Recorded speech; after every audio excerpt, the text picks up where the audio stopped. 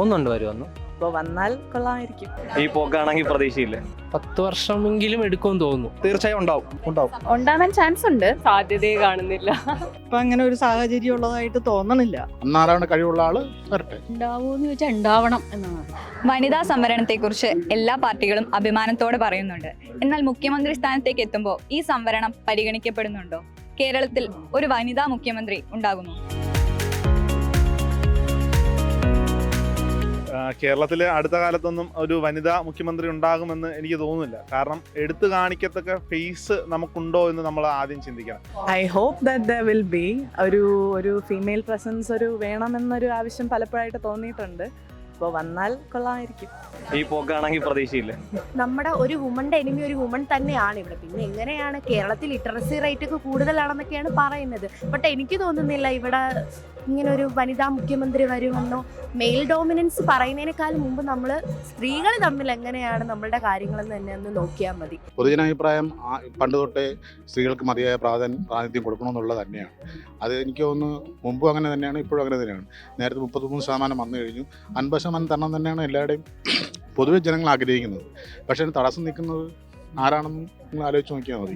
CPM നിന്നായിരിക്കും വരാണെങ്കിൽ സാധ്യത ഞാൻ കാണുന്നത്. കാരണം കോൺഗ്രസ് വിരോധിയൊന്നല്ല കേട്ടോ. എന്നാൽ കോൺഗ്രസിൻ്റെ ഉള്ളിൽ അവരുടെ പുരുഷ ലീഡേഴ്സ് തന്നെ അങ്ങോട്ടും ഇങ്ങോട്ടും ലീഡർ ആവാൻ വേണ്ടിയിട്ട് കച്ചറുണ്ടാക്കുന്നതിൻ്റെ അടുക്ക് ഒരു ലേഡി ലീഡർ വരുന്ന നിലവിലെ സ്ഥിതിയിൽ വരുമെന്ന് തോന്നുന്നില്ല.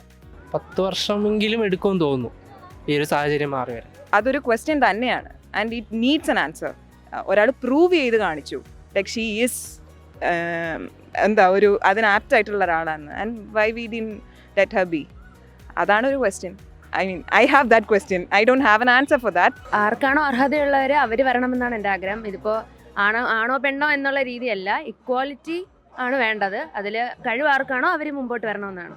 നമ്മുടെ ലീഡർഷിപ്പ് സ്കിൽസ് സ്കൂളിലും കോളേജിലും അതുപോലെ വീട്ടിലും നമ്മൾ വളർത്തിയെടുത്താൽ നെക്സ്റ്റ് നമുക്ക് ഓഫ് കോഴ്സ് വിമൻ ലീഡേഴ്സ് ഉണ്ടാവും in politics as well as business and every field നമുക്കുണ്ടാവും. ഉണ്ടാവട്ടെ എന്നാണ് പ്രതീക്ഷയും. അതിലേക്ക് വേണ്ടിയിട്ടാണ് നമുക്ക് എല്ലാവർക്കും വർക്ക് ചെയ്യേണ്ടത്. KR ഗൗരിയമ്മ അന്നേ മുഖ്യമന്ത്രി ആവേണ്ടതായിരുന്നു എന്ന് പലപ്പോഴും ഒക്കെ പറഞ്ഞു കേട്ടിട്ടുണ്ട്. അപ്പോൾ അതിനുശേഷം KK ശൈലജ ടീച്ചറിനെ പോലെയുള്ള വളരെ പ്രമുഖരായിട്ടുള്ള വനിതാ നേതാക്കന്മാർ നമ്മൾക്ക് ഉണ്ടായിട്ടുണ്ട്. മാറ്റമുണ്ടാവും തന്നെ പ്രതീക്ഷിക്കുന്നു. അടുത്ത തവണ നമ്മൾക്ക് ഒരു മാറ്റത്തിന് ഉള്ള കാറ്റ് ഇവിടെ വീശുന്നുണ്ട്. നമുക്ക് അങ്ങനെ തന്നെ പ്രതീക്ഷിക്കാം. ഐ തിങ്ക് കേരളത്തിലെ മുഖ്യമന്ത്രികൾക്ക് ഇപ്പോൾ കുഴപ്പമില്ല. ലൈക്ക് ഐ തിങ്ക് അതല്ല പ്രോബ്ലം. ഈ വനിതാ മുഖ്യമന്ത്രി ഉണ്ടായാലും വിമൻസ് ഇഷ്യൂസോ വിമൻസ് പ്രോബ്ലംസോ സോൾവ് ചെയ്യേണ്ടത് ഇസ് ദ കളക്റ്റീവ്.